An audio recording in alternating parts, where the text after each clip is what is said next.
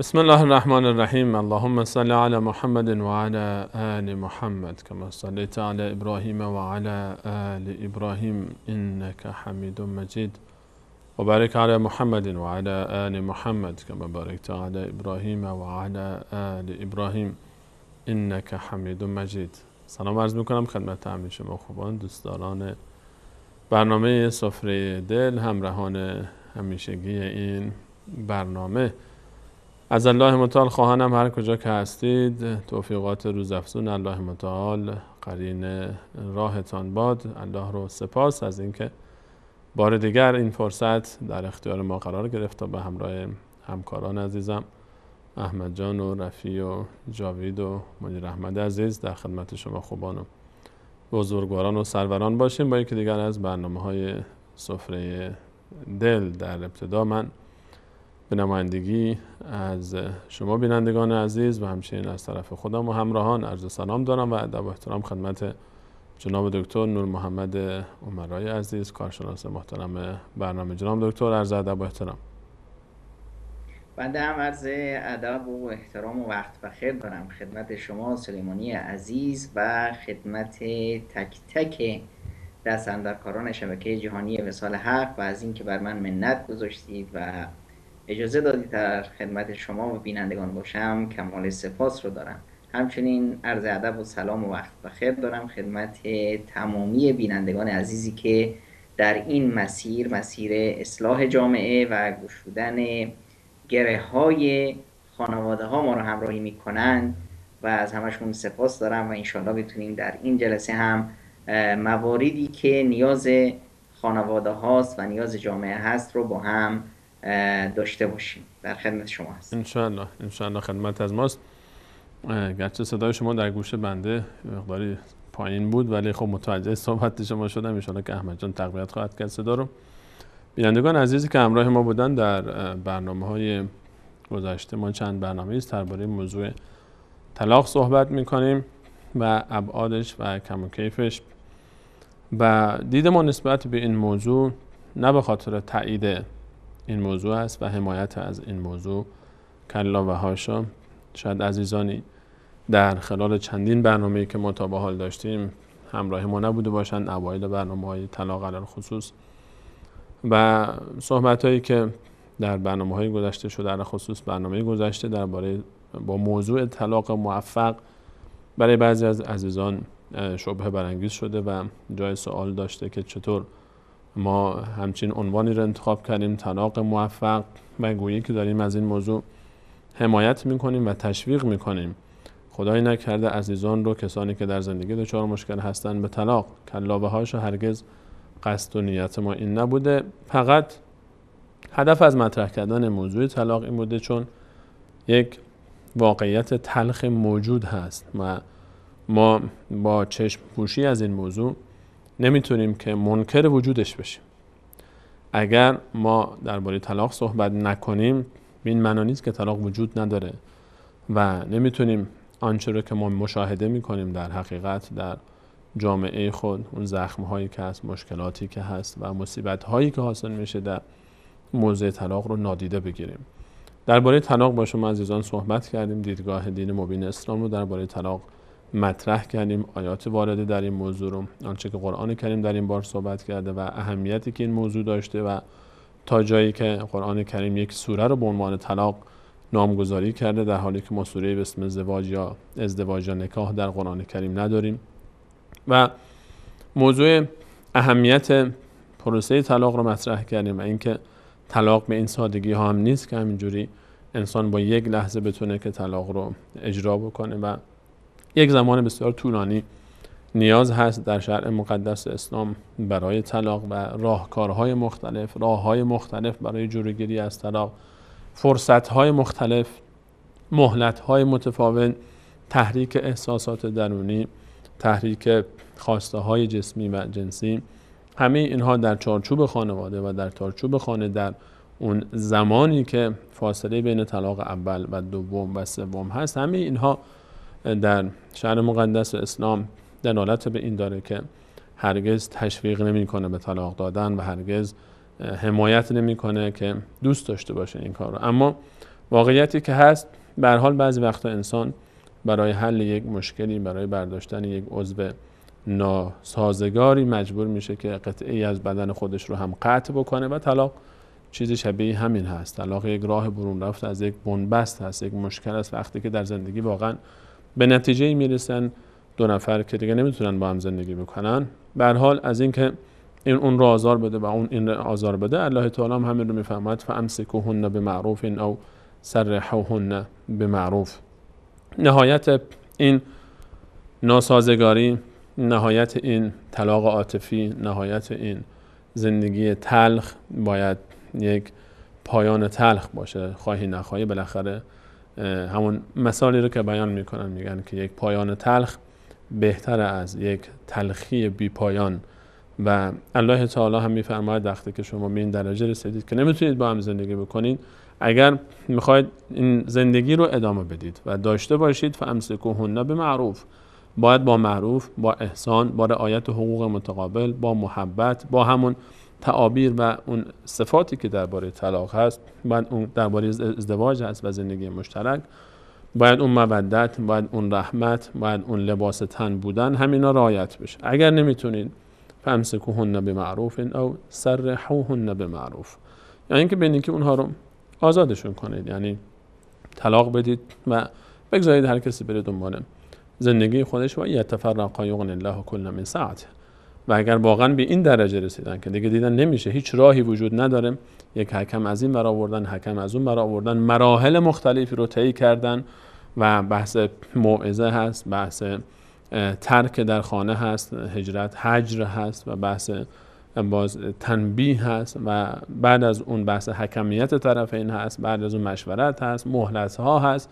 همه اینها اگر باز به جواب نرسید، دیگه در نهایت بحث طلاق مطرح میشه و بعد از طلاق هم الله تعالی میفهمد برای کسانی که واقعا هیچ راهی سرنوشتی ندارند، اونها دیگه در این حالت توکل رو به خدا بکنن و خودشون رو و به هر حال کسی رو که احساس میکنن نمیتونن زندگی بکنن باش، این رو آزاد بکنن. اما این بی معنی نیست که هر مشکلی در زندگی ایجاد شد انسان مستقیم بره و به طلاق فکر بکنه و به آخرین به هر حال مسئله فکر بکنه. ما درباره اینها به تفصیل صحبت کردیم و موضوع ما هم در این باب به هر حال طولانی بود و صحبت ادامه پیدا کرد. اما وقتی که طلاق صورت گرفت و اتفاق افتاد، درباره چگونگی طلاق هم صحبت کردیم. اگر خدایی نکرده زندگی به طلاق میرسه، راه شرعیش اینه و مسیرش باید این گونه باشه. درباره عواقبش گفتیم، درباره مشکلاتی که ایجاد میشه صحبت کردیم، درباره عواملی که به طلاق میکشه و راه حل عواملی که به طلاق نکشه، همینا رو ما به تفصیل صحبت کردیم که نیازی نمیبینم دوباره در این مسائل ما وارد بشه. این رو به خاطر این بیشتر توضیح دادم تا برخی از عزیزان فکر نکنن که ما هدف ما از مطرح کردن مسائل طلاق و بیان موارد طلاق تشویق به طلاق هست و حمایت از اسم طلاق در هر مشکلی. نه، بله، در طلاق خود آیات قرآن کریم هم این پیشنهاد رو مطرح میکنه در جایی که واقعا به بنبست میرسه زندگی. اما این به این معنا نیست که به مجرد اینکه یک مشکلی بین دو نفر ایجاد شد دیگه مستقیم به طلاق فکر بکنن. یکی از مواردی که در طلاق باز قابل بررسی است و یک مشکلی که وجود داره و یک مصیبتی که هست، مسئله فرزندانی است که بعد از طلاق باقی میمانند. اون همسرانی که زندگی مشترک اونها ثمر داده و فرزندانی داشتن و الان متاسفانه به هر حال به طلاق میکشه زندگی. الان این فرزند بعد از جدا شدن پدر و مادر وظیفه‌اش چی هست؟ چیکار باید بکنه؟ چه برخوردی با اینها باید بشه؟ وظیفه پدر و مادر این فرزندان چگونه است؟ چیکار باید بکنن؟ وظیفه اطرافیان در این باب چی هست؟ چه کارهایی باید کرد و چگونه باید به اینها رسیدگی کرد و چه دیدگاهی نسبت به اینها باید داشت و آیا اصلا منصفانه هست که کسانی که فرزند دارن و به هر حال زن و شوهری که فرزند دارن به طلاق فکر بکنن یا نه؟ و بیشتر از این موارد رو در برنامه امروز ان شاءالله با جناب دکتر مطرح خواهیم کرد تحت عنوان فرزند طلاق. ما می‌خوایم امروز درباره فرزند طلاق صحبت بکنیم، فرزندی که پدر و مادرش از هم جدا شدن و الان این فرزند مانده و به هر حال یک زندگی که از هم پاشیده است. جناب دکتر با عرض سلام مجدد و معذرت خواهی از این که مقداری صحبت من طولانی شد، گفتیم درسی پس داده باشیم و تکراری برای بینندگان عزیز. وقتی که صحبت از فرزند طلاق میکنیم، معنا و مفهومی که مد نظر ماست چی هست؟ این فرزند چه فرقی با بقیه فرزندان میکنه که ما حالا این رو خاص میکنیم به فرزند طلاق؟ بسم الله الرحمن الرحیم، الحمدلله و صلاة و سلام علی حبیبی و مولای رسول الله و علی آله و صحبه و من والا.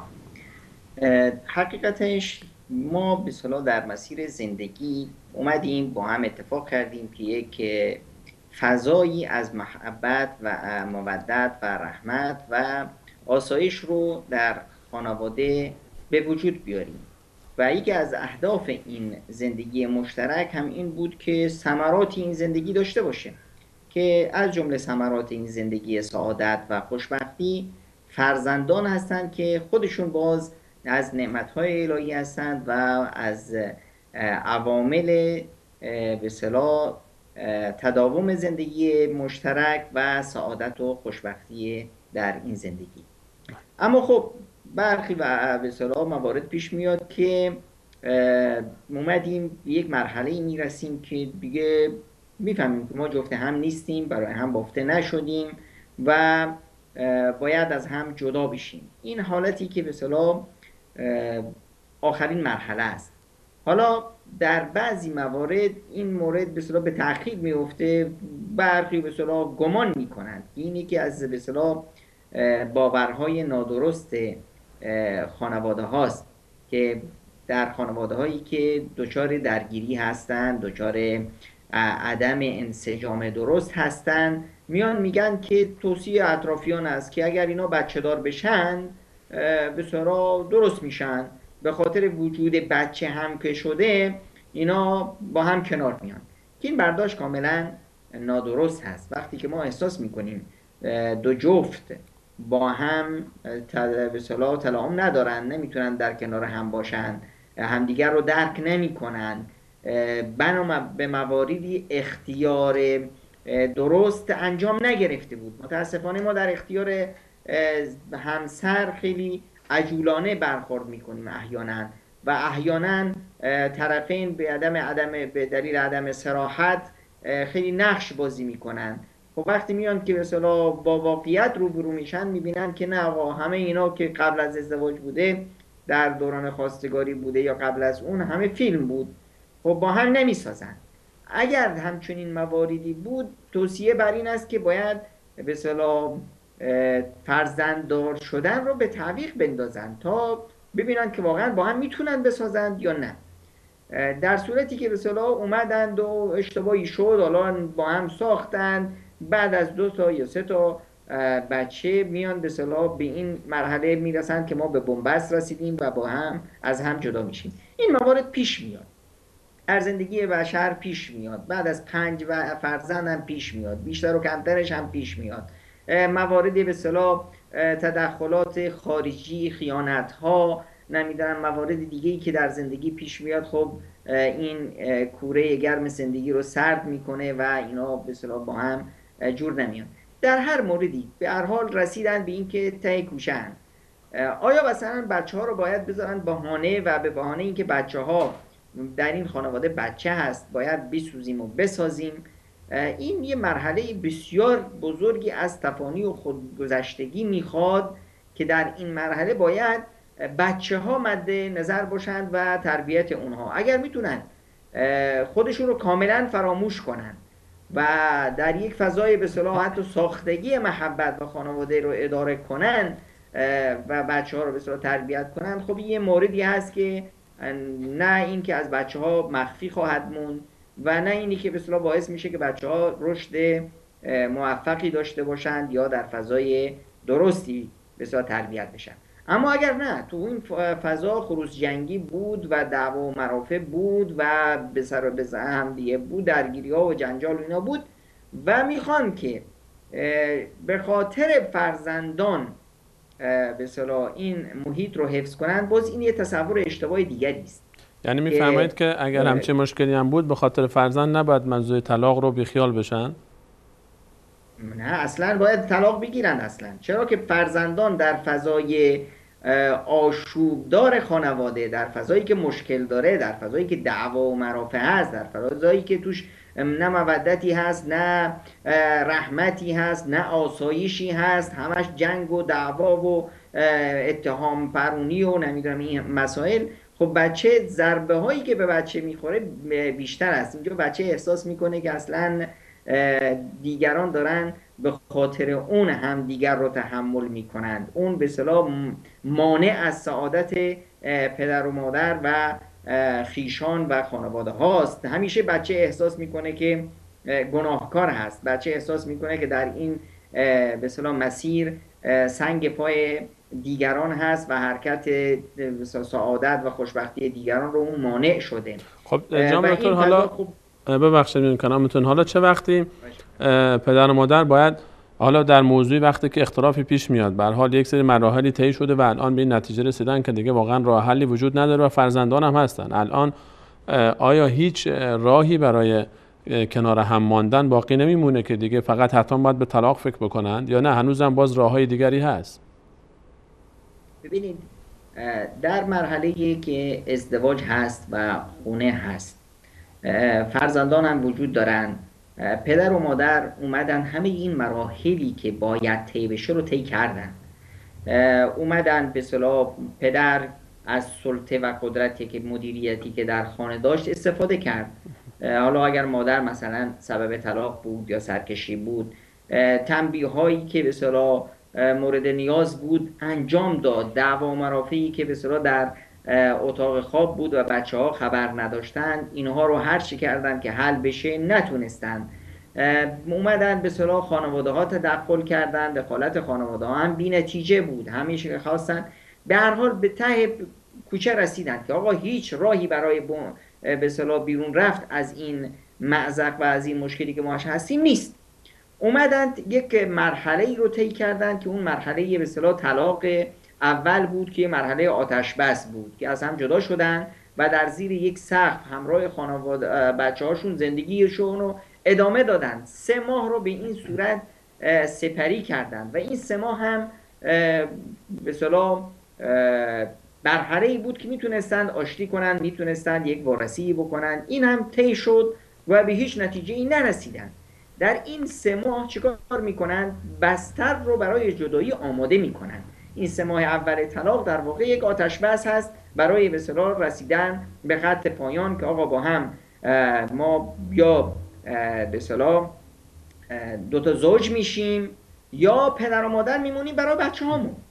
خب در همه این موارد، بعد از طی این موارد، حالا ما یک ازدواج موفقی داشته باشیم یا یک ازدواج ناموفقی داشته باشیم، یک ازدواج با فرهنگ و درستی داشته باشیم یا یک ازدواج احمقانه و متخلفانه‌ای داشته باشیم، یه جدایی بر مبنای عقل و شعور و داده‌هایی که خداوند به ما داده انسانیت و تقوا داشته باشیم یا یک جدایی بر مبنای حماقت و به اصطلاح دعوا داشته باشیم، در همه این موارد بچه تأثیر میپذیره. تأثیراتی بر بچه هست. الان ما خب حالا بچه ها در چه سنین هستن این خودش بحث جدایی است. بچه‌هایی که به اصطلاح زیر 5 سال هستن، 2 تا 5 سال، اینها ضربه‌ای که میبینن در این مرحله خب کمتر هست چون که هنوز در این فضا قرار نگرفتن، اما باز هم احساس به دوری طرفی که به اصطلاح حاضن نیست یا ولی نیست اون به اصطلاح براشون مطرح هست، احساس غربت میکنن. اما وقتی که بچه به اصطلاح 5 تا 9 سال بود، این باز سردرگمیش بیشتر میشه و احساس میکنه که ضایع‌تر هست، ترس و بیم داره از اینکه کلا هر دو رو از دست بده. در مرحله بعدیش که به اصطلاح 9 تا 12 سال هست، بچه الان رو به رشد گذاشته، باز گوشه‌گیری و نمیدونم اکتئاب و بیماری های این چنینی و دروغ و حیله و مکاری و در یک فضای به اصطلاح آلوده‌ای داره به اصطلاح رشد میکنه، در یک فضای ناموزونی. بچه بعد از این مرحله تا رشد میکنه تا ازدواج میکنه، همه اینها مسائلی به اصطلاح هر مرحله عمری مسائل خاص خودش رو داره. اما در مجموع این بچه سردرگمه. کیه؟ به اصطلاح بچه کیه؟ پدرش با مادرش به اصطلاح چرا مثلا مشکل دارند یا کدوم یکی خونش هست، احساس امنیت در کجا بیشتر داره، محبت و عشق رو کجا بیشتر میبینه. بچه نیاز به محبت داره و نیاز به امنیت داره. خب این امنیت در خطر هست، این عشق و محبت در خطر هست، این رعایت پدر مادری براش هر لحظه به صلاح احساس میکنه که امکان داره یکی یا هر دوتا رو از دست بده. در خانواده هایی که میره اگر به صلاح برنامه ریزی درست نشده باشه، پدر و مادر بر مبنای عقل و درایت تصرفات نداشته باشند، واکنش هاشون واکنش های انتقام جویانه و دعوا باشه، آقا مسئله طلاق مترادف با دعوا و مرافع و جنگ نیست. طلاق در واقع چی هست؟ طلاق آقا ما یک ازدواج فاشل نادرست داشتیم، یک ازدواج ناموفق داشتیم، خب بیا یه طلاق موفق داشته باشیم. ما نتونستیم در کنار هم زن و شوهر باشیم، اما چرا نباید به اصطلاح پدر و مادر درستی باشیم؟ ببینید اختیار اینی که زن و شوهر باشیم، این رو ما اختیار داریم باشیم یا نباشیم. با اختیار خودمون قبولش کردیم، با اختیار خودمون هم میتونیم از بینش ببریم. اما رابطه ما با فرزندانمون یک اختیار نیست، این یه رابطه ازلی است. پدر هست، حالا به شوهر مادر باشه یا نباشه، پدر هست.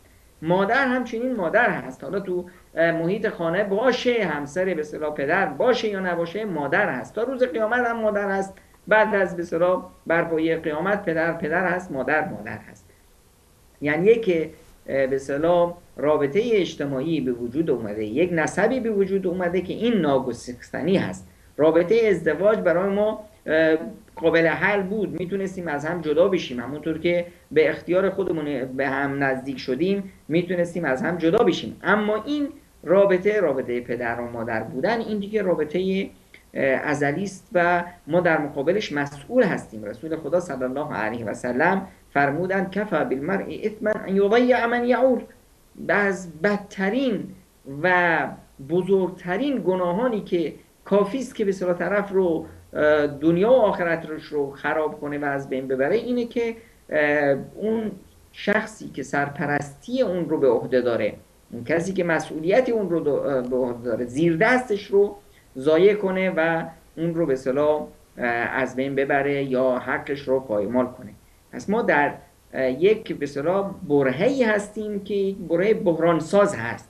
اما اگر اون رو بیایم درست برنامه ریزی کنیم، نه برعکس، ما میتونیم به اصطلاح بچه‌هامون رو داشته باشیم و بچه‌هامون رو بتونیم با بچه‌های درست و موفقی به جامعه تقدیم کنیم. من امروز داشتم همین قضیه طلاق رو به اصطلاح در موردش بحث می‌کردم.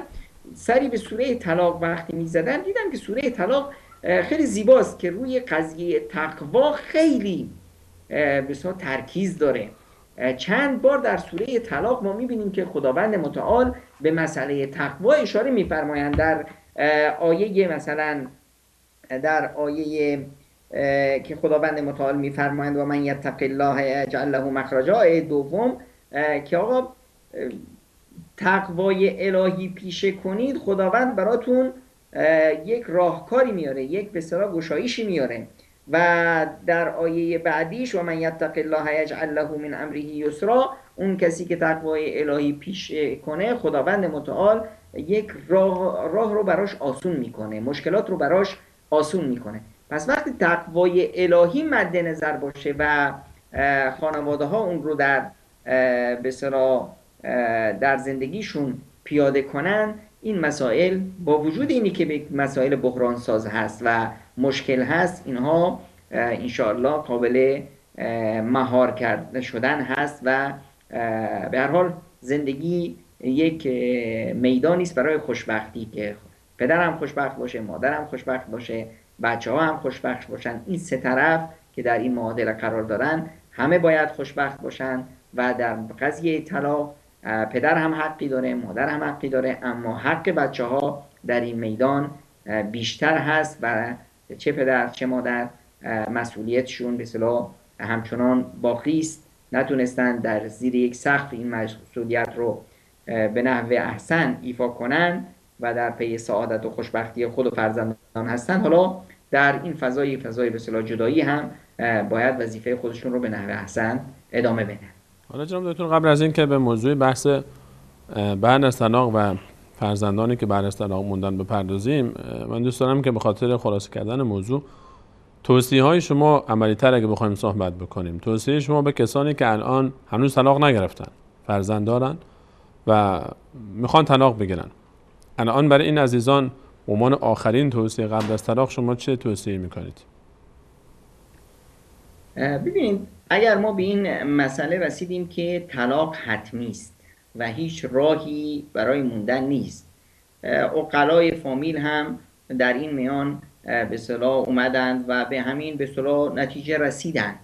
در این میان من نمیخوام که به اصطلاح پدر و مادر خوشبختی خودشون رو فدا کنن به این بهانه که ما میخوایم که بچه هامون رو داشته باشیم. نه خیر، این شما با این وضع هم خوشبختی خودتون رو فدا میکنید، هم صحت و سلامتی بچه هاتون رو فدا میکنید. خوشبختی بچه هاتون رو، تربیت درست بچه هاتون رو تحت شعاع قرار میده این وضع به اصطلاح نابسامان شما. همون بهتر که از هم جدا بشید. اما هر به اصطلاح ازدواج ناموفق دلیل این نیست که ما طلاق ناموفقی هم داشته باشیم. برنامه ریزی شده با این موارد رو مد نظر داشته باشیم که ببینید وقتی ما طلاق حرفش رو میزنیم، بعضیا گمان میکنن که آقا قضیه بچه ها همش یه سال هست، یه سال گذشت دیگه مسئله حل میشه. نه، اینطور نیست. قضیه بچه ها، مسئولیت تربیت و مشکلات بچه ها همچنان ادامه پیدا میکنه تا وقتی که بچه ها به اصطلاح سر و سامون بگیرن و ازدواجشون بدید. و هرچی هم به اصطلاح بچه رشد میکنه و مرحله عمریش تغییر پیدا میکنه، مشکلاتش بیشتر میشه، چهره مشکلات عوض میشه، نوع مشکلات عوض میشه. آقا در کودکی به اصطلاح قضیه حضانت هست که کی مسئولیتش رو به عهده داشته باشه، مخارجش، بعد از اون تعلیم و آموزش و این حرفاست، دید و بازدیدش و رابطهش با خویشاونداش در هر مرحله عمری چگونه باشه، با پدر و مادرش چگونه باشه، بعد از اون خب مرحله دانشگاه و دبیرستان و ایناش، مرحله نوجوانی و مشکلات خاصی که خودش رو داره، رابطه پدر و مادر در طول این مدت، حالا پدر یا مادر یا هر دوتاشون اگر ازدواج کردن در سایه ازدواج مجدد و در خانه های مختلفی که این بچه بسیار تردد میکنه و بسیار هر یکی از پدر یا مادر چه وظیفه‌ای دارن. در واقع اینجا صفت زوجیت از پدر و مادر سلب شد، اما توصیف پدر بودن و توصیف مادر بودن این دیگه همیشه هست و پدر و مادر وظیفهشون همچنان باقی است. الان در این فضا باید درک کنند پدر و مادر که با یک تنسیق، با یک به اصطلاح برنامه‌ریزی درست، با یک تفاهم و با یک صبر و بردباری این کشتی رو به جلو برانند و در نظر داشته باشند که هدفشون الان تربیت فرزندانی صالح که اعتماد به نفس بالایی دارند، بیشتر از اعتماد به نفس سایر بچه‌های جامعه، چون که اینجا بچه‌های جامعه در هر کوچیک و بزرگی به هر حال یک تکیه‌گاهی که خانواده باشه، پدر و مادر باشن دارند. اینجا این تکیه‌گاه گسیخته است و احیانا یکی از طرفین در وظیفه خودش کوتاهی میکنه که به اصطلاح این وظیفه پدر هست یا وظیفه مادر. اون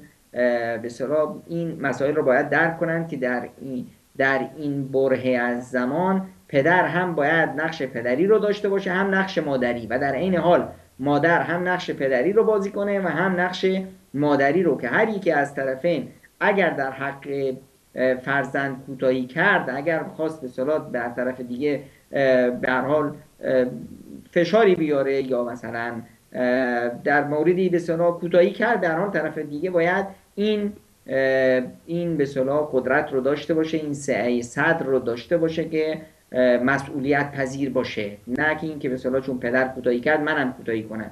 اینجا بچه است که ضایع میشه. ببینید خداوند متعال در قرآن کریم، در احادیث پیامبر اکرم صلی الله علیه و سلم توصیات زیادی به فرزندان شده که به پدر و مادرشون بر کنند، احسان کنند، خوبی کنند. در همه جا بعد از توحید الهی قضیه احسان به پدر و مادر برای فرزندان توصیه شده، اما در هیچ یک از این موارد نمیبینیم که خداوند یا پیامبرش به فرزندان بگه که پدر و مادرتون رو دوست داشته باشید. نه خیر، دوست داشتن این رو پدر و مادر کسب میکنن، این به اصطلاح تو دل بچه کاشته میشه به دست پدر و مادر.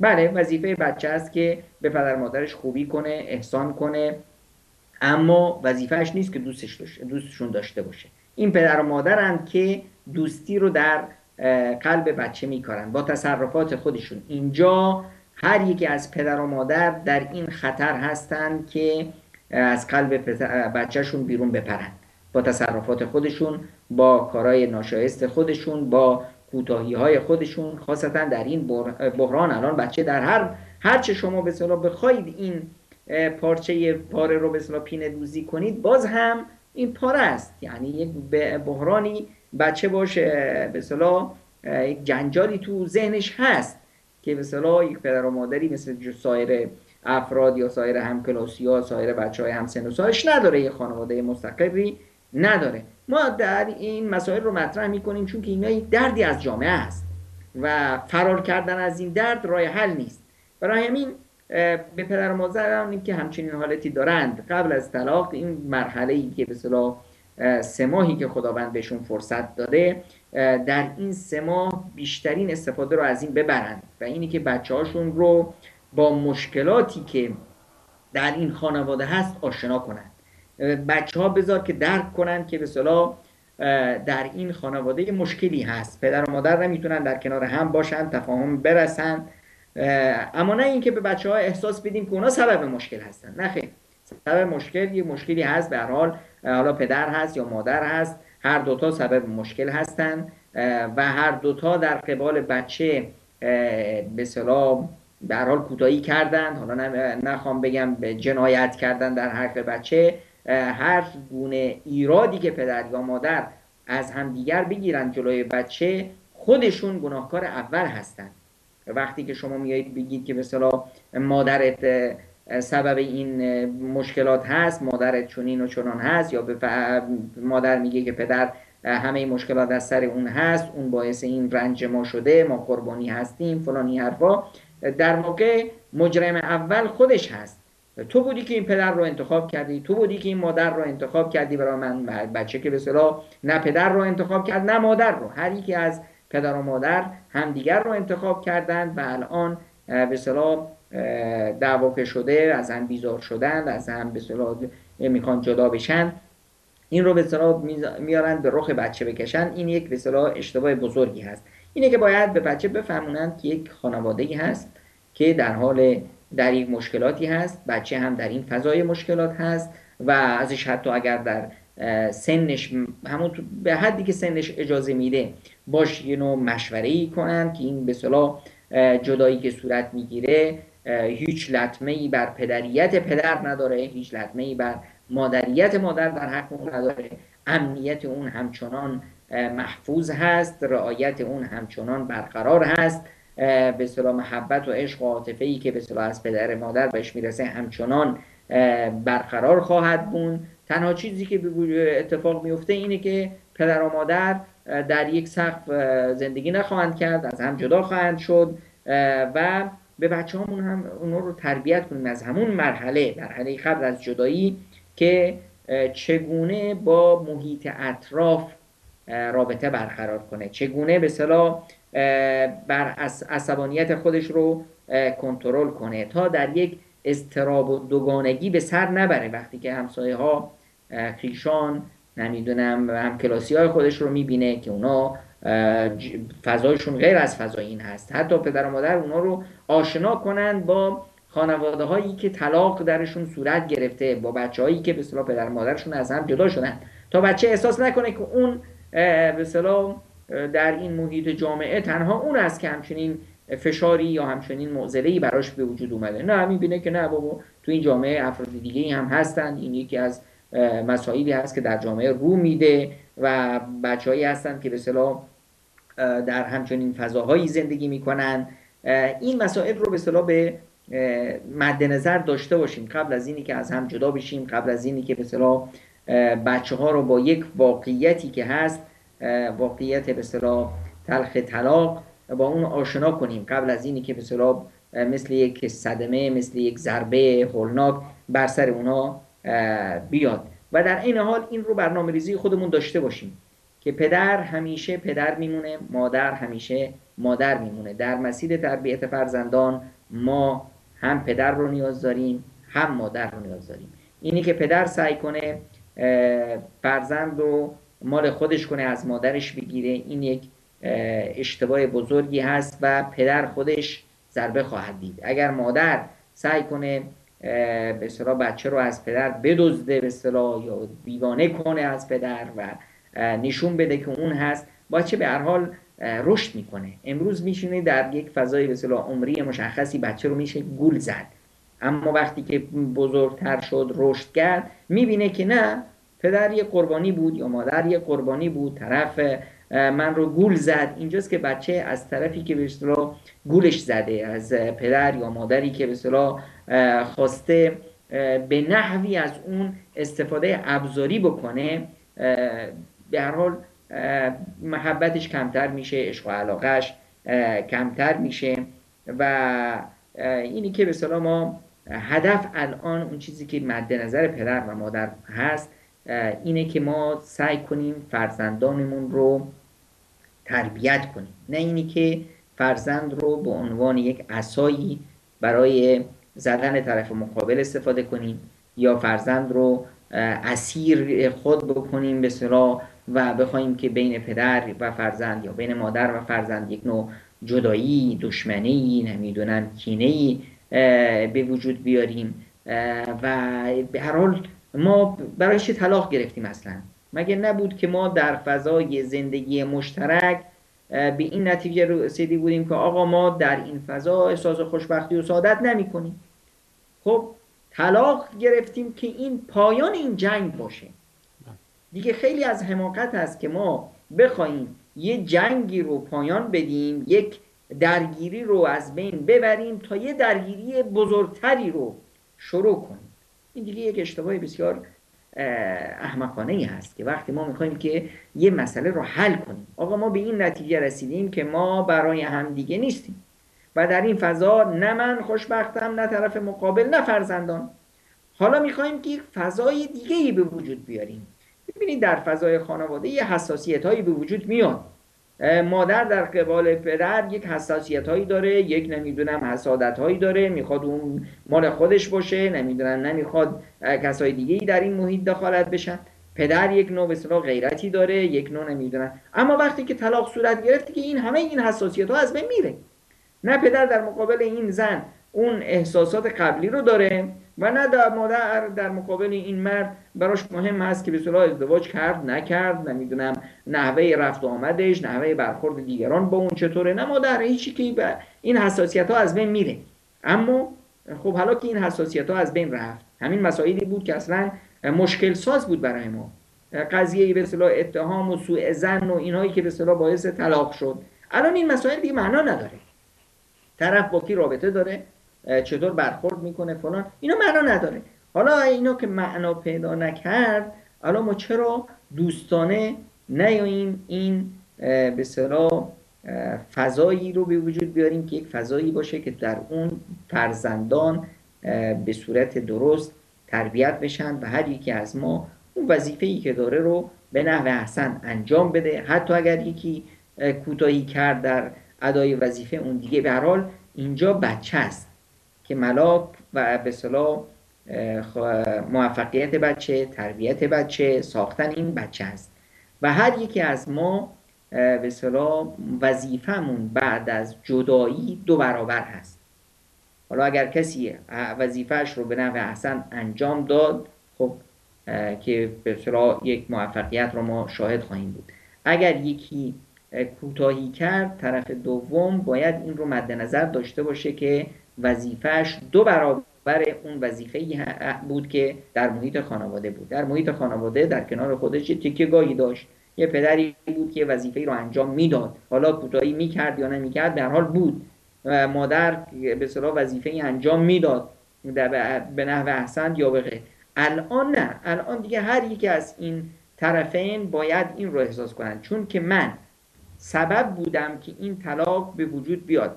حالا میخوام قبول کنم یا نکنم، من در واقع سبب بودم که این فرزند به وجود بیاد. حالا چون که سبب بودم این فرزند به وجود بیاد، مسئولیت تربیت این فرزند تماما به عهده من هست، چون که من الان از اون فضایی که به اصطلاح یک فضای درست بود برای فرزند، از اون کوتاهی کردم، به هر حال اون فضا به هم ریخت، حالا به هر سببی که بود، اما من سبب وجود این بچه بودم. پس وظیفه دارم که تربیت این فرزند رو تماما به دوش بگیرم. پدر یا مادر همکاری کرد، این به اصطلاح بر من منت نهاده که در این مسیر با من همیاری کرده. نکرد، وظیفه من همچنان پابرجاست و دو برابر. خیلی ممنونم جناب دکتر. اجازه بدید به همراه شما بینندگان عزیز میان برنامه میبینیم، برمیگردیم ان شاءالله همچنان موضوع ادامه خواهیم داد به همراه شما.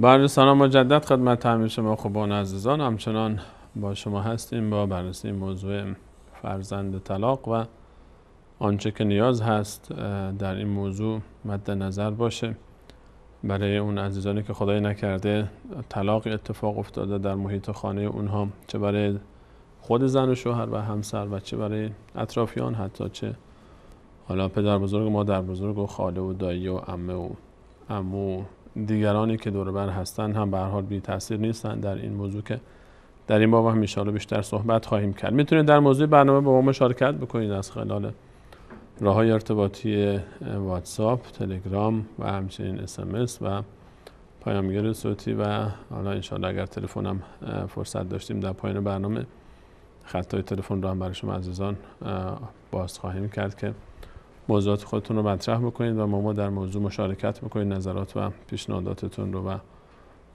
صحبتایی که دارید، تجاربی که عزیزان داشتن و نکات مهمی که احساس میکنید باید مطرح میشد و مطرح نشده رو میتونید عزیزان مطرح بکنید. جناب دکتر، قبل از میان برنامه درباره اون برنامه توصیه هایی داشتید به عزیزانی که در شرف طلاق هستند و اینکه فرزندان رو فراموش نکنن و حواسشون باشه که این فرزندها به هر حال بزرگترین سرمایه زندگی اونهاست و هرگز درسته که شاید از اسم زن و شوهر جدا بشن و دیگه زن و شوهر هم نباشن، اما از اسم پدر و مادر نمیتونن جدایی داشته باشن تا آخر عمر زندگیشون. حالا برای اون عزیزانی که این اتفاق افتاده برایشون و طلاق گرفتن و الان فرزندانی دارن که این فرزندان وضعیتشون معلوم نیست، حالا یا بعضی خونه مادرن، پیش مادر، حالا هر جایی که مادر زندگی میکنه، بعضی پیش پدرن، بعضی نصف این ورن نصف اون ورن، بعضی اصلا در مکان ثالثی دارن زندگی میکنن. توصیه شما به این عزیزان چی هست که تبعات حاصله از طلاق بر این فرزندان کمتر باشه؟ حداقل به هر حال اون خود ضربه طلاق و اون طلاق عاطفی که قبل از اون اتفاق افتاده بود که سبب این طلاق فیزیکی شد و اون مشکلاتی که قبل از طلاق به هر حال میدیدن و تحمل میکردن به جای خود که طلاق هم به هر حال مزید بر علت شد. چه توصیه‌ای دارید شما به این عده از عزیزان که حداقل تلاش بکنن، سعی بکنن تا تبعات وارده بر فرزندانشون کمتر بشه؟ بله، ببینید ما سبب وجود این فرزندان شدیم و اختیار ما، حالا اختیار نادرستی بود که انجامش به اینجا رسید، باعث شد که به اصطلاح فرزندان بیان در محیط زندگی و اینطور ما اینا رو سرگردان کنیم. ببینید فرزند از پدر و مادر چی میخواد؟ فرزند این احساس رو میخواد که پدری داشته باشه به عنوان پدر که اون مسئولیت‌های پدری رو انجام میده، سایه سر هست، حامی هست، به اصطلاح بچه رو حفاظت میکنه و به عنوان پدر بچه رو دوست داره.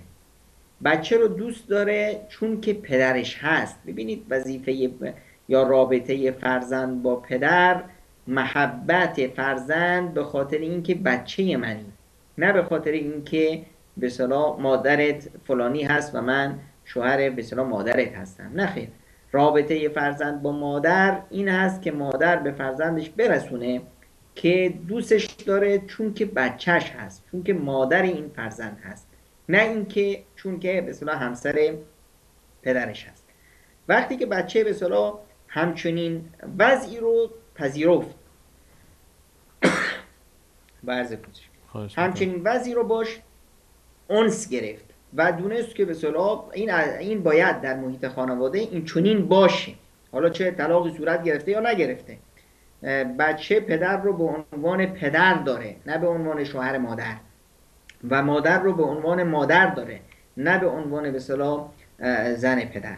اگر همچنین فضایی به وجود بیاد، این ضربه طلاق وقتی وارد میشه به بچه کمتر هست و به هر حال طلاق چیز بدی هست، اما این بدی رو، این تلخی رو میشه به نحوی ضربهش رو کمتر کرد و اگر یک پدر و مادر درستی در این مسیر قرار بگیرند و برنامه ریزی درستی کنند، بلکه میتونن کاری بکنند که اعتماد به نفس بچه مطلق، بچه‌ای که از خانواده طلاق میاد بیرون، بیشتر باشه تا اعتماد به نفس سایر بچه‌هایی که تو جامعه هستن. چطور میشه این اعتماد به نفس ایجاد کرد جناب دکتر؟ چون ظاهرا واقعا به نظر میاد که این فضایی که برای فرزند ایجاد شده، این فضای جدید مشکلات خاص خودش رو داره و این فضا به هر حال علل خصوص برای کسانی که در سنین طفولیت هستن و یا در سال ابتدای دوره نوجوانی هستن،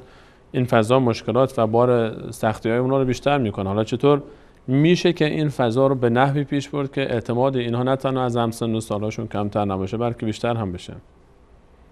ببینید ما احیانا اشتباهاتی که میکنیم اینه که بچه رو گول میزنیم، خب با اون واقعیتی که هست اون رو نمیذاریم تو اون واقعیت به اصطلاح با واقعیت آشنا بشه. ما میخوایم که به اصطلاح بچه‌مون ضربه نبینه و ضربه‌ای که ما میزنیم بزرگتر هست. بچه پدر نداره، پدر کجاست؟ پدر رفته سفر. خب چرا نمیاد؟ برای بچه جای سوال داره. چرا پدرای همه پیش بچه‌هاشون میان، پدر من نمیاد، پدر من از من حالی نمیگیره، به من تلفن نمیکنه، از من نمیپرسه، پس من براش مهم نیستم. چی؟ از پدر خواستیم که شما به اصطلاح از این محیط یک مقدار دور شو چون بچه کوچیک است، نمیفهمه، فلان است، از این حرفا. نه، بلکه بچه در محیط باید در محیطی که هست بنا به مرحله عمری که هست و توان فهمش رو داره، باید با این وضع بچه رو آشنا کرد. یک ویژگی که در این فضا هست این است که شما مثل به اصطلاح افراد دیگه نیستیم. افراد دیگه یک خانواده منسجم دارن، شما یک پدری جدا داری، یک مادری جدا داری. بنا به دلایل اینا از هم جدا شدن. حالا در سطح بسیار درایت و فهم بچه چقدر باشه، این مسائل رو برای بچه آسون به فهم بچه میدیم. وقتی که بچه احساس میکنه که با دیگران فرق داره و هم پدر داره هم مادر داره، پدرش هم وظیفه خودش رو داره انجام میده، مادرش هم وظیفه خودش رو انجام میده، در دو فضای مختلف هستن و برای فرزند اصلا این تنوع فضا احیانا خیلی خوشایند میشه.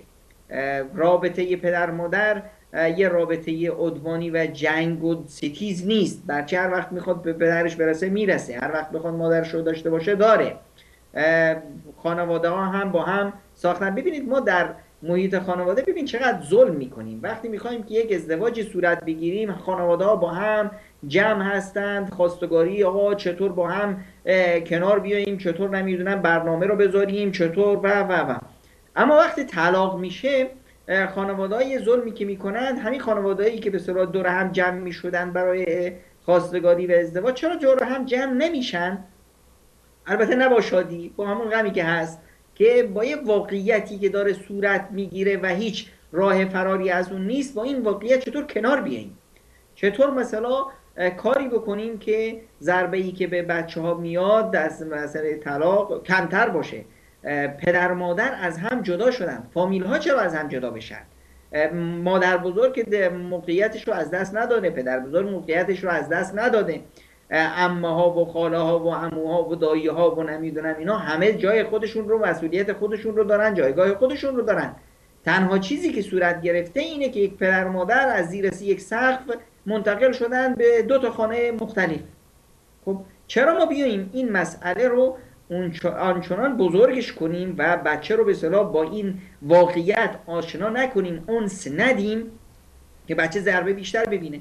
وقتی ما بیاییم بچه رو با این فضا، بچه محبتی که نیاز داره رو داره، احساس امنیتی که داره همچنان برقرار هست، تمام خویشاوندانش همچنان در موقعیت خودشون قرار دارن، پدر همچنان پدر هست، مادر همچنان مادر هست، تنها اون رابطه به اصطلاح خانوادگی که این دوتا پدر و مادر رو با هم جمع میکرد، این اصلا گسیخته است. این اصلا برای بچه چندان مهم نیست. بچه پدر میخواد، مادر میخواد. حالا این پدر و مادر میخوان با هم دیگه به اصطلاح زن و شوهر باشن یا میخوان نباشن. خب این نبوده این رابطه زناشویی اینقدر بر بچه نباید به اصطلاح ضربه بزرگی زده بشه. و این به اصطلاح معضله چه وقت به وجود میاد؟ وقتی که پدر و مادر وظیفه پدری و مادری خودشون رو از دست بدن، وقتی که پدر و مادر در قبال بچه ها احساس مسئولیت نکنن، جنگ بشه بین خودشون، بخوان که بچه رو به اصطلاح به عنوان یک کارت قرمز استفاده کنن که به همدیگه به اصطلاح فشار بیارن، وقتی که به اصطلاح مادر یا پدر، اون کسی که فرزند پیشش هست، احساس کنه که اسیر طرف مقابل رو در اختیار داره و میتونه اون رو تهدید کنه، وقتی که پدر و مادر به اصطلاح از بچه ها بخوان برای ضربه زدن به همدیگر به اصطلاح استفاده ابزاری بکنن. بابا شما قبل از ازدواج این مشکل رو داشتید که نمیتونستید همدیگر رو تحمل کنید، خواستید از هم جدا بشید تا خوشبخت بشید. چرا بعد از ازدواج نمیخواید خوشبخت بشید؟ چرا هنوز به اصطلاح سنگ همدیگر رو به سینه میزنید؟ هنوز در فکر همدیگه هستید؟ اگر به اینقدر به هم علاقه دارید، خب چرا جمع نمیشید؟ وقتی که اینقدر برای شما طرف مقابل مهم هست، تصرفاتش مهم هست، چه کار میکنه چه کار نمیکنه، یا مثلا این خودخواهی و این انانیت رو وقتی ما بذاریم کنار، اونجاست که دیگه فرزندان در یک فضای درست میتونن تربیت بشن. اینجاست که دیگه حق نداره پدر و مادر بچه رو به عنوان عصای انتقام ازش استفاده کنه. حق نداره پدر و مادر بدی یکدیگر رو در مقابل بچه بگن. شما فکر نکنید که بسیار بچه ها نمیفهمن. بچه ها از همون سنهای خیلی بسیار پایین این احساس رو خواهند کرد. وقتی که شما بیایید بدی مادر رو بگید، وقتی که بچه میاد پیش شما، یا بدی پدر رو بگید، بخواید که به اصطلاح خودتون رو مظلوم جلوه بدید، بخواید که به این صورت تا عاطف و محبت بچه رو بیشتر کسب کنید، چه خواهد شد؟ خب بچه وقتی میره شما بدی پدر رو گفتید، وقتی میدونه که به اصطلاح وقتی از پیش پدر میاد بدی پدر رو بگه، دروغ بگه، نمیدونم بر علیه پدرش حرف بزنه، شما کیف خواهید کرد. این کار رو میکنه. و همینطور وقتی میره پیش پدری که از مادر بد میگه، بچه هم میره بدی مادر رو میگه، بدی خویشای مادر رو میگه. خب این بدی گفتنها، این دروغایی که بچه میبافه، این تصورات، میخواد که خودش رو پیش شما شیرین کنه. این باعث میشه که باز بین شما دشمنی ها بیشتر بشه، به اصطلاح درگیری ها بیشتر بشه، مسائلی که در بچه بسیار بسیار تاثیر منفی میگذاره یه مسائلی بود قبل از ازدواج، درگیری های قبل از ازدواج، اینا خیلی تاثیرات منفی بر بچه میذاشت. حالا ازدواج از بین رفته، طلاق از بین رفته، به اصطلاح صورت گرفته، اون سند ازدواج وفات کرد. آقا طلاق یعنی چی؟ طلاق یعنی سند وفات زندگی مشترک، اما سند وفات به اصطلاح پدریت یا مادریت نیست. خب فرزند میخواد که در پدر داشته باشه، مادر داشته باشه. حالا پدر و مادر هستن، بیان با احترام کودک یکی از مواردی که هست که باید بچه‌شون رو احترام داشته باشن. وقتی شما احترام مادر فرزند رو داشته باشید، اون احساس میکنه که به اون شخصیت داره. وقتی به پدرش بد میگی، یعنی اون احساس میکنه که شما دارید به پدرش بد گفتید، شخصیت اون رو خرد کردید. خود بچه احساس میکنه که پیش شما ارزش نداره، که شما دارید بدی باباشو یا بدی مادرش رو میگید. هر یک از پدر و مادر باید این رو مد نظر داشته باشن و هیچ وقت انتقاد طرف مقابل رو نکنن. شما وقتی میایید پدر اون رو بد میگید، در واقع دارید به خودت بد میگید. شما بودید که این پدر رو براش انتخاب کردید. وقتی مادرش رو بد میگید، شما به اصطلاح سبب بودید که این مادر این بچه بشه. بچه که نه پدرش رو انتخاب کرد نه مادرش رو. شما طرفین بودید که به اصطلاح صفت دوم یا توصیف پدر و مادری رو برای بچه‌تون انتخاب کردید. حالا میایید که به اصطلاح بعد از اینکه شما به هم رابطتون به هم خورده، این رو به اصطلاح با مایه بحران روحی روانی بچه قرار میدید. این به اصطلاح خیلی کار بدی هست. این خودخواهی و این انانیت رو میرسونه و این رو میرسونه که شما پدر و مادر درستی نیستید، پدر و مادری نیستید که لیاقت تربیت این فرزند رو داشته باشید و الا باید تحمل مسئولیت بکنید. شما بودید که پدر و مادر رو به اصطلاح برای بچه‌هاتون انتخاب کردید. افراد دیگه‌ای که در این محیط هستن هم وظیفه‌هاشون همچنان برقرار هست. پدر و مادر از هم جدا شدن، پدر بزرگا و مادر بزرگا و خاله و عمه اینا از هم جدا نشدن که. خب اینا وظیفه‌هاشون همچنان برقرار هست. در یک محیط سالم خب بچه همونطور که به اصطلاح به پدر نیاز داره، همونطور به اصطلاح عمو نیاز داره، همونطور به عمه نیاز داره، به فضای عاطفی که پدر بزرگ‌ها و مادر بزرگ‌ها براش به وجود میارن، فضای امنیتی که براش به وجود میارن، همچنان طرف به اصطلاح خانواده مادر، دایی و نمیدونم خاله و خیشان و همه اینها، هر یکی نقش خودش رو وقتی ایفا بکنه به نحو احسن، در این محیط بچه ضایع نمیشه و بچه همچنان. چرا ما مثلا در فضای جامعه متاسفانه یک ظاهری هست که که ما هممون میبینیم که وقتی که مثلا بچه یتیم میشه، ضربه‌ای که بر بچه یتیم وارد میشه کمتره از ضربه‌ای که بر بچه خانواده‌ای به اصطلاح طلاق وارد میشه. چرا؟ چون که به اصطلاح در مسئله به اصطلاح یتیمیت، یکی از والدین وقتی که وفات میکنه، تمام اطرافیان یک نوع دلسوزی نشون میدن، یک نوع تعاطفی نشون میدن، یه احساس میکنن که بچه در یک زمینه‌ای به اصطلاح کمبود داره، میخوان که اون جای خالی پدر یا مادر رو به نحوی پر کنن تا بچه به اصطلاح ضرر نبینه. حالا که طلاق صورت گرفته، ما الان اینجا هزینه‌ای که به اصطلاح پرداخت میکنیم باید کمتر باشه. چرا که هم پدر وجود داره، هم مادر وجود داره و هم اطرافیان. اما متاسفانه اینجاست که چون پدر و مادر با هم مشکل داشتن، خب مشکل داشتید که خب به طلاق انجامید. حالا چرا بعد از طلاق این مشکلات همچنان برقرار هست؟ این یه اشتباهست. شما طلاق مگه برای حل مشکلات نبود؟ حالا که ما خواستیم این مشکلات رو با طلاق حلش کنیم، چرا حل نکردیم؟ خب همچنان مشکلات برپا میشه. بعد از اون خب روابط پدر و مادر و خویشاوندان بر اساس روابط به اصطلاح زوجین سابق اونا تحت شعاع قرار میگیره. چون که پدر و مادر با هم مشکل دارن، بالا پدر بزرگها و مادر بزرگها و خاله ها و دایی ها و عمه ها و همه با هم مشکل دارن. حتی دوستای پدر و دوستای مادر اینا که با هم به اصطلاح راحت بودند، خویش بودند، نمیدونم دوست بودند، چون که به اصطلاح یک نوع روابط اجتماعی الان تشکل یافته بود، الان میبینیم که این دوستی ها هم سرد میشه.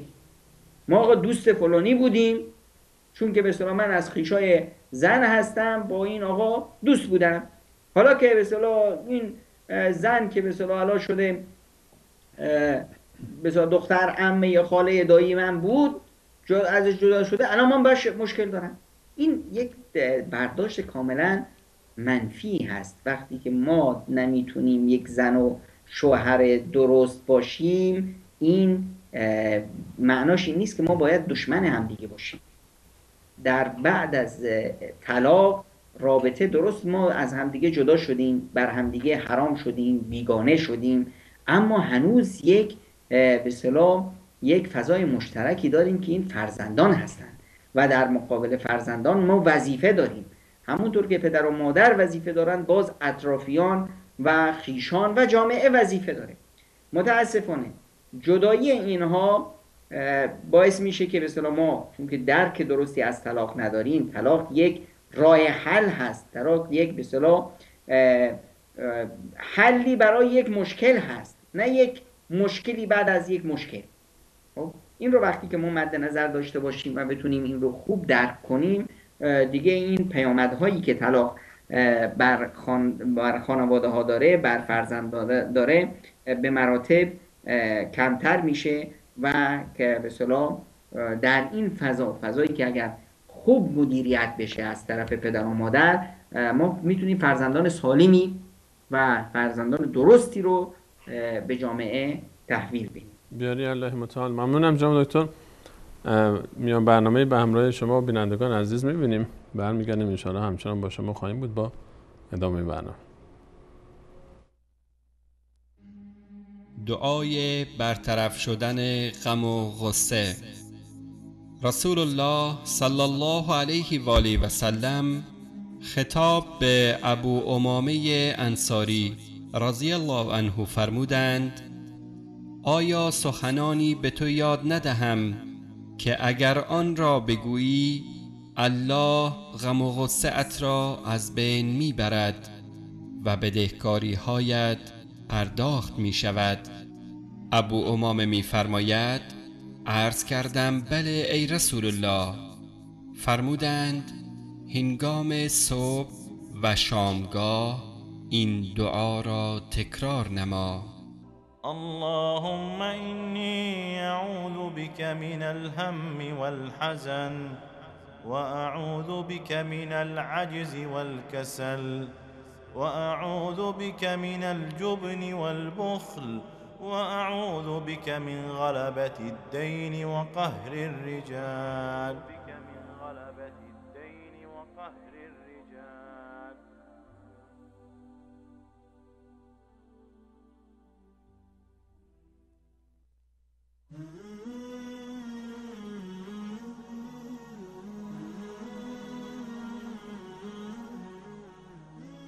بنده احمد عزیز افغان از تورنتو از کانادا زنگ زدیم.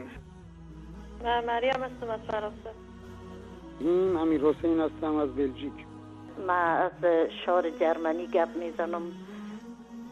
من از سوئد زنگ میزنم، ایرانیم. من خواهر شما هستم، از اروپا و شما زحمت دادم. سلام علیکم، بنده عباس هستم از انگلستان مزاحم حضورتون میشم. جناب آقای انصاری. من محمد هستم از لندن. یه فاطمه از هلند شما رو زحمت داریم. بله از هلند. نوررحمن هستم از اوکراین با تماس هستم. من رحیم هستم از ترکیه. فعلا در استرالیا در شهر سیدنی می باشم. من محمد از لبنان زنگ میزنم. مادر محمد هستم از کردستان عراق.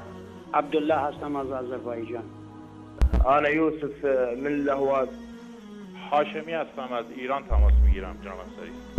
من بخیر هستم از دبی زنگ میزنم. ما از بحرین زنگ میزنم. مادرم محمود اسماعیل. آقای انصاری از افغانستان مزاحم میشم. سلام، من از تاجیکستان. من بلالم از کشور قزاقستان. محمد فاروقی از هندوستان. من حسین هستم از روسیه.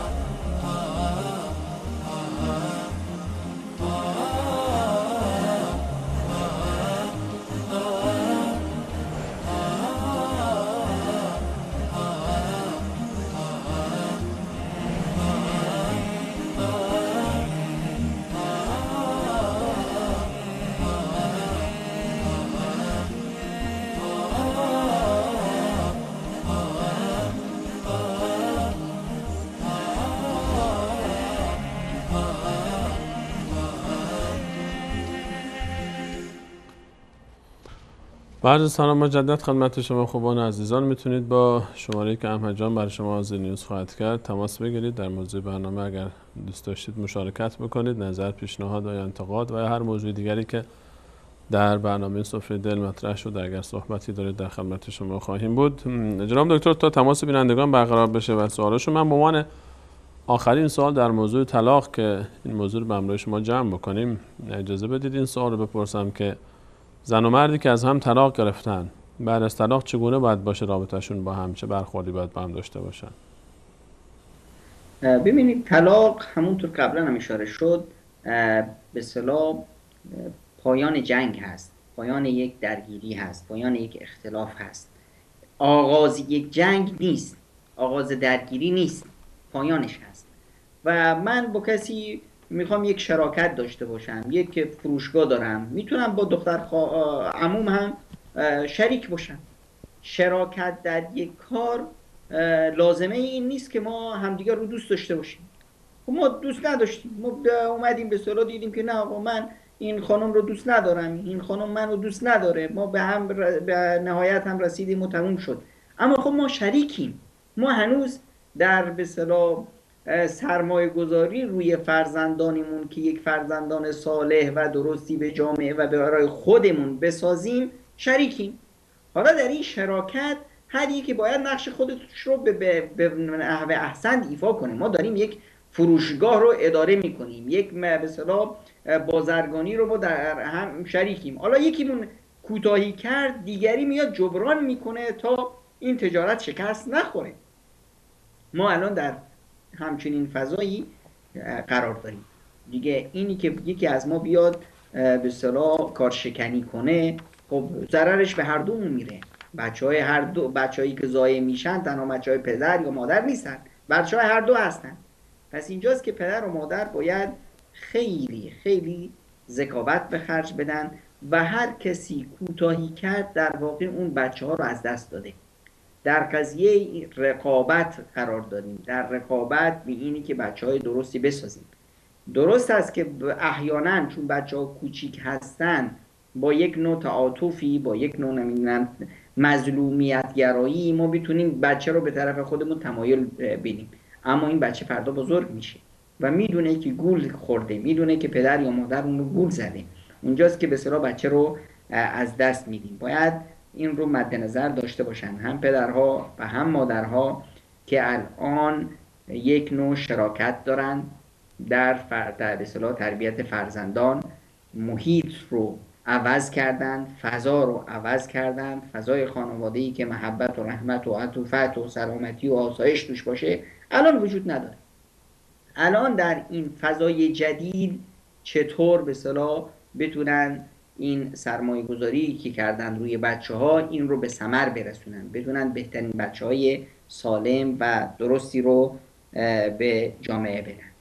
خیلی ممنونم جناب دکتر. بیننده پیامی فرستادن که من السلام علیکم و رحمت الله و برکاته. و علیکم السلام و رحمت الله و برکاته. من از برنامه شما تشکر میکنم، بسیار خوب است. من زندگیم بسیار مشکل داره، نمیدونم که نقد بکنم یا نه. از این مردها بسیار بدم میاد و دست شما درد نکنه. در اینجا بسیار مردها بسیاری از مردها اول نوشتن که زن رو برای مادرشون میگیرن و میخوان که فقط خدمت مادرشون رو بکنه، بعدم میرن خودشون از پی زنی دیگر. به این خواهر توصیه شما چیست و به همچین آقایونی که به این نیت زن میگیرن که به تعبیر ایشون خدمت مادرشون رو بکنه، بعدم میرن یه زن دیگه میگیرن خودشون و زن دوم و زن اول خدمتکار مادر؟ بله، ببینید اول این عمومیت گرایی خیلی چیز خوبی نیست و اینی که ما بگیم که همه مردم چنینند، همه چنانند. رسول اکرم صلی الله علیه و سلم این مسئله رو واضح میکنه که این یک بیماری روانی است که به اصطلاح من قال هلك الناس فهو اهلكهم. اون کسی که میگه مردم همه اینطوری اند، مردم بدن، مردم هلاک شدن، مردم گمراهن، بدونه که اون گمراه ترینشون هست، اون بدترینشون هست. پس این مورد رو خواهر عزیز باید مد نظر داشته باشند و همیشه بدونیم که مصدر و اساس و پایه مشکل خود ما هستیم. به صورت زنی که نتونه برای همسرش زن درستی باشه، ببینید شما وقتی که رفتید به یک خانه جدید رفتید، شما در واقع به خاطر به نام یک زن تنها نرفتید به این خانه، شما دختر این خانه شدید. این مادری که پسرش رو یا دخترش رو دو دستی داد دست شما، در واقع شما رو به عنوان فرزند خرید.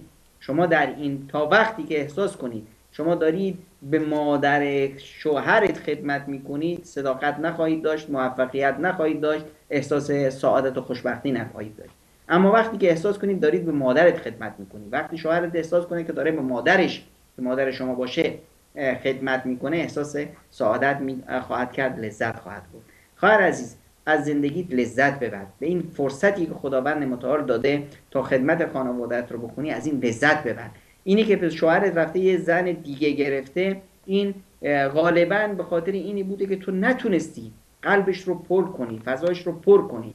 اما اگر نه، شوهرت رفته یک زن گرفته نه به خاطر خوشگذرانی، به خاطر خدمت به دیگران و به خدمت به خانواده، این فضایی هست که برای شما ایجاد شده که شما در این عبادتی که شوهرت به سوش رفته با شریک بشی و باز هم لذت ببری. ببینید فضای لذت بردن و احساس سعادت در خانواده چی هست؟ اینه که من عمل صالحا من ذکر او انثی، هر کسی که کار صالح و نیکو انجام داد، یعنی نیکوکاری، و هو مؤمن، و اون خودش سرشار از ایمان هست، این و اگر این معادله رو انجام داد، طرف دوم معادله چی میشه؟ فلنحینه حیاتا طیبه، خداوند متعال به اون هدیه میده زندگی سعادت و خوشبختی. اگر شما احساس سعادت و خوشبختی نمی کنید، مشکل از داخل شماست. به هیچ عنوان نه شوهر نه اطرافیان نمیتونن چیزی رو به شما تزریق کنن که شما احساس سعادت کنید. خودتون رو از داخل دریابید که مشکلتون پیش خودتون هست. خیلی ممنونم. بیننده دیگری فرمودن که سلام علیکم. علیکم السلام. سوالی دارم که من شوهرم رو خیلی دوست دارم، اون خیلی زود عصبانی میشه و همیشه منو فحش میده و کتک میزنه و هیچ وقتم جوابشون ندادم و رو حرفش هم حرفی نزدم. متحملش برام مشکله، چیکار باید بکنم؟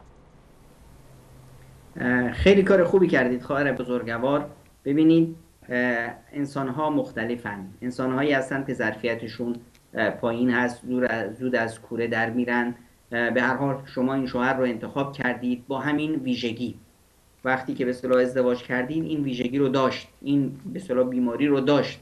جناب دکتر خیلی وقتا ببخشید میونین کلامتون، بحث ظلمی که شوهر به زن میکنه، زن خبر نداره از این جریان. یعنی این بحث دست به زن و فحش دادن و کتک زدن رو اگر هر دختر خانمی خبر بشه شاید قبول نکنه. خیلی وقتا بعد از این که ازدواج صورت میگیره این اتفاقات میفته.